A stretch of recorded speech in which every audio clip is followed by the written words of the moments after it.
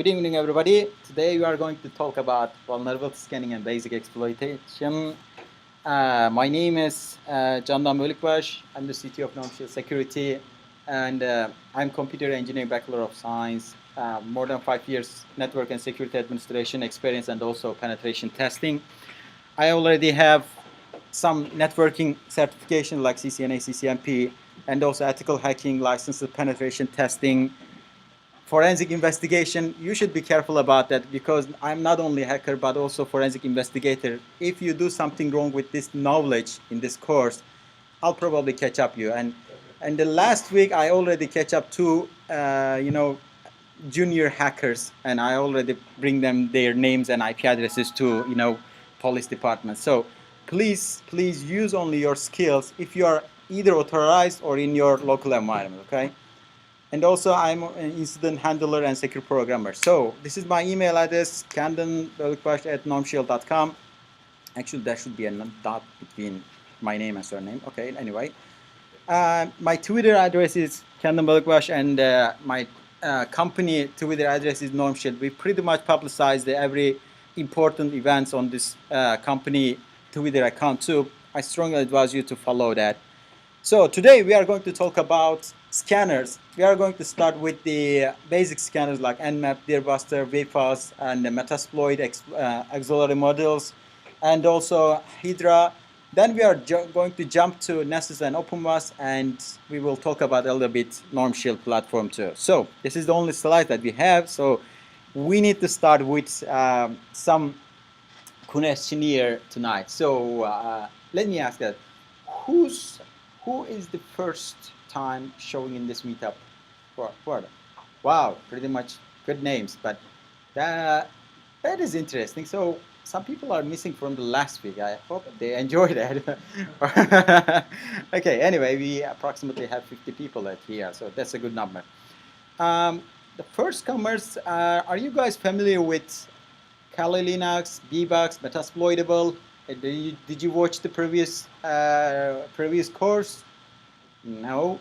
Okay, anyway, I'm going to record this course too, and the previous one is already on the YouTube channel. So I strongly advise you to watch the first one because it includes a lot of basics of this second part. So you need to be familiar with nmap, the Kali Linux and Metasploitable and Bbox. So what is our table? We will have a table in this room. Show now. Yeah, whiteboard. I think it's disappeared. Anyway, it's not a big problem. So we actually going to use 3 different machines. One is going to be the Kali Linux. Kali Linux is the attacker machine that we are going to use. The other 2 machine is, one is Bbox. Bbox is one of our target. The other one is Metasploitable. Let me quickly show that it's a small piece of machine. I already mentioned that is available from the available on the internet, and you can use it for attacking the target. So with that, let's get started. First of all, we are going to use some interesting stuff like nmap and vfas and xhydra, dearbuster. They all have a command line interface, and sometimes people saying that, hey, command line interface, it's it doesn't seem good and it seems complicated. Is there any UI available for that? We can click on, say that, hey, hack this machine, give me a, remote desktop. There is no way to do that. And it's in some cases, actually, even using a command line is a good indication. Most people actually using this interesting and some ugly stuff to exploit the machine. Do you have any idea what is this? Have you ever, has anybody seen this, something similar to this before? This is shellcode. Shellcode, have you ever heard that? Shellcode? Yeah, shellcode. Shellcode is actually a pretty complicated thing, and actually, when we are talking about vulnerability, this is the payload that we are using to exploit that vulnerability. So creating something similar to this, it's not an easy job. And let me quickly show that, and so you can say that, hey, it seems not an easy one. So let me quickly scan a target machine and nmap scan root. Okay, let me quickly start with this one. NBT scan. Remember this one? Okay. I'm going to scan my local network to find out which machines are available to scan. Okay, I already find that Jandan Win7 is available. So I'll use this machine for a target for this moment. But you can follow me. You don't have to type anything because this is just a small introduction. I'm going to run an scene scan for whole ports and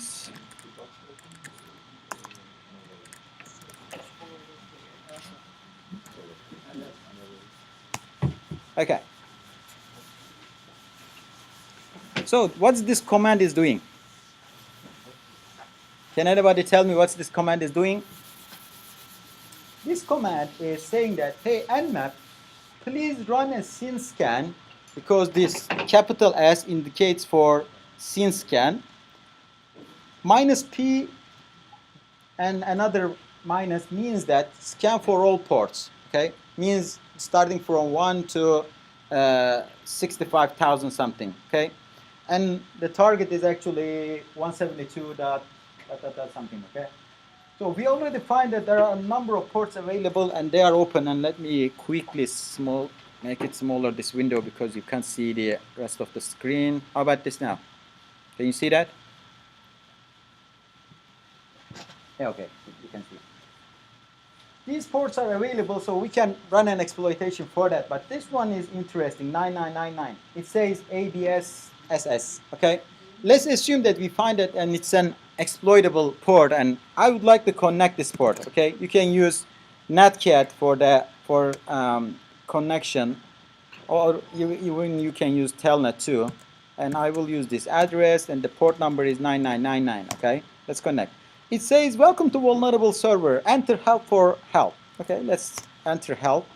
And there are a number of codes available for this particular machine. And let's run, it says tron, and let me say Kandan. Okay, tron complete, it doesn't do anything.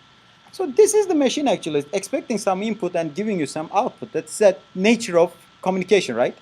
So let me close this one and quickly take a look at behind the scene. Actually, I connected this one to a reverse engineering tool. This one is called Immunity Debugger.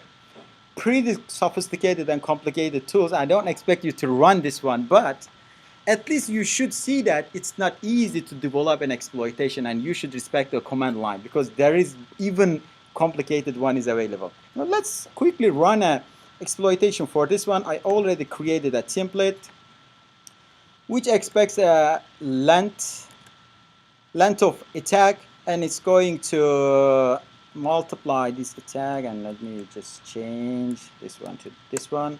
Okay, depending on length of the I gave them, it's going to generate number of lengths of capital A's, and I would like to send this to target machine.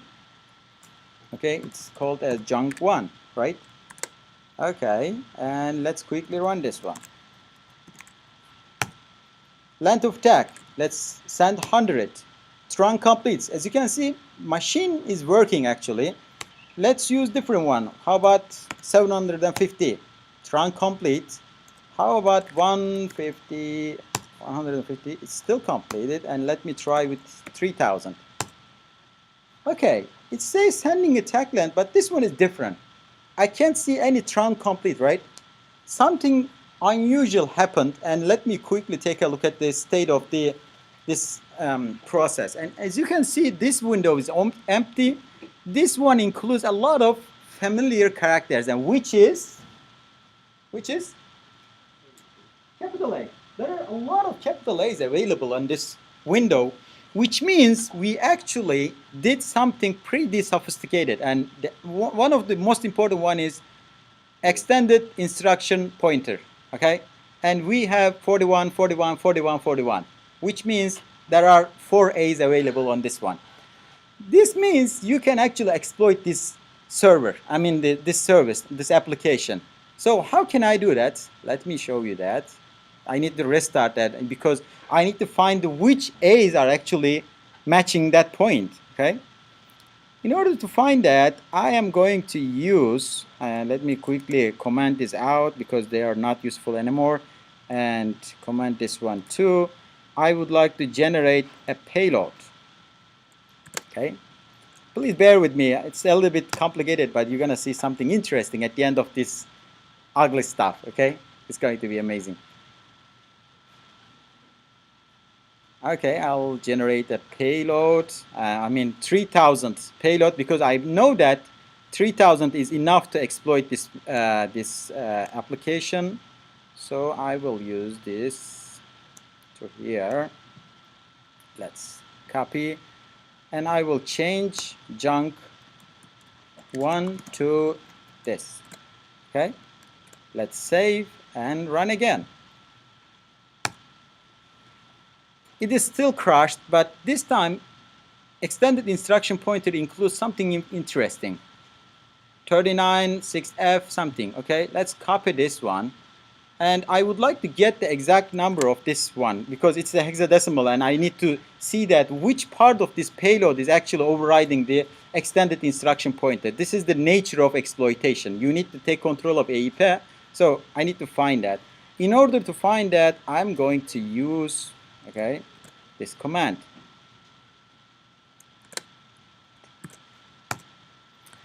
It is actually 8C09. Okay, by the way, echo prints something to screen, fold splits into 2 characters, hextro converts the hexadecimal to ASCII character, rev means reversing because there is a difference between little and big endian format. So another new line. So we get this one. Okay, this is the one that I would like to use in this junk. I can find that with this command. Okay, which location is this one? Oops. Yeah, it's Python. So let's find the exact point of the junk. Where is this matching with the extended instruction pointer? Good, we have 2006. Actually, that is the point we can place our payload. So what I'm going to do is I don't need any more junk. I need a real exploitation codes. In order to do that, I'm going to generate 2006 junk items, 16 no operations because I don't need some garbage stuff, and I'm going to put my buffer, which includes the payload. I'm going to talk about this generating payload in the next session, but just for this moment, this is a reverse shell connection to this IP address and this port. Okay, this is the shell code, and this final exploitation is going to be junk plus extended instruction pointer, which is this one. How can I find that? I found that it is on this location, and this location is actually pointing that one. And also I can find from the Mona modules too, but let's skip that part. So at the end, let me generate my payload and get my Metasploit ready, and use exploit multi-handler. Okay, let's say show options. I'm going to talk about Metasploit, so you don't have to worry about that. Set payload Windows. It's coming.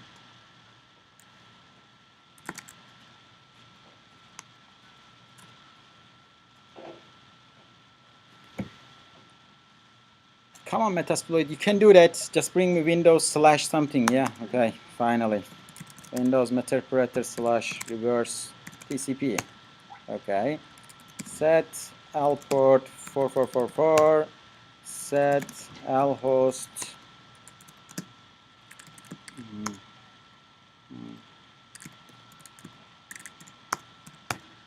Okay. Show options. Let's make sure. Yes, it is this one. So our handler is actually should run, but I put a lot. Failed. Okay. This IP does not belong to me, by the way. Let me see. Oh. to 15.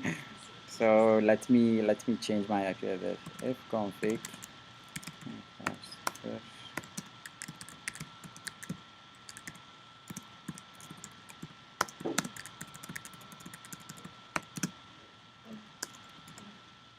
Anything wrong? Okay, yeah, 216. Good. Nice catch. Good, good, good. It seems ready, and let me rerun again. Yeah, it's listening now, and I want to make sure that this one has a connection to that port.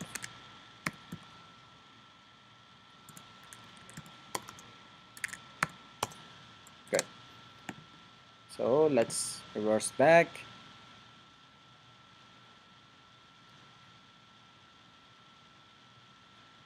Okay, it's running. So let's send our exploitation code again. Oh, come on. Okay. Sending. There you go. We have access granted, right? No, it's just a JPEG image. So, first rule, you will never ever see something like access granted, okay? It is just a joke. It happens on Hollywood movies, okay? In the real world, it's actually access granted is something similar to this one, okay? Yeah, okay, actually I couldn't get the access granted here because my exploitation didn't work, I think. It's running, it's interesting. Oh, okay, I need to close the image. Okay, let me close the image. And this is what you're gonna see when you get an access granted. See the stage is sending and method operated session. There you go. You have a method operated. This is the access granted, okay? In some Hollywood movies, people are saying that, hey, it's typing something on a fancy screen and getting an access granted. I never ever get an access granted screen in my life, okay? This is what we get, okay? You can say the system info, okay, there you go. I am in this machine. I can connect to, shell to this box and run an fconfig. Oops. Fconfig. Unfortunately, tab is not available. Oh, ipconfig. Is it Windows? Okay, yeah, we are in that box. So this is how we can do that. But one of the important thing is, as you can see, even a simple, super simple exploitation development takes a lot of effort, right? Because I already skipped the most important and detailed parts in doing this, okay? So if I say something that, hey, gentlemen, please run an MSF console or run an, let's say, this kind of script, it's easy to run, okay? You don't have to, complain about that because it seems complicated. Hey, Jandan, it doesn't seem easy. I need something GUI. I need to click on hack button and it should be hacked. No, there is no way to do that, okay? So what we need to do is we will use Metasploit framework and also some scripts to scan our hosts and targets. So with that, let's get started with our real targets, okay? We would like to, exploit some targets tonight, right? I want you guys to run an nmap scan to our VBox machine, which includes this IP address. And this one, I would like to use something interesting, which is nmap minus A. Minus A means all. I want you to scan for all payloads. I think there are some free space over there. Is there any free space? You can grab a chair if you want. If you would like to stay there, you still can grab some chairs over there and feel free to where you want to sit down. Take my seat. I'll grab a seat. Yeah. Yeah. So actually, Ömer, you can join. You can come to this point too. Let's give some space to our guests. You want us to scan on Metasploit? I'm too old for that. No, we will start with VBox. Yeah. Yeah. Okay. So this is the simple command that you can. Yeah. Oh yeah, I will. I will definitely. Yeah. Thank you. Let me start this command.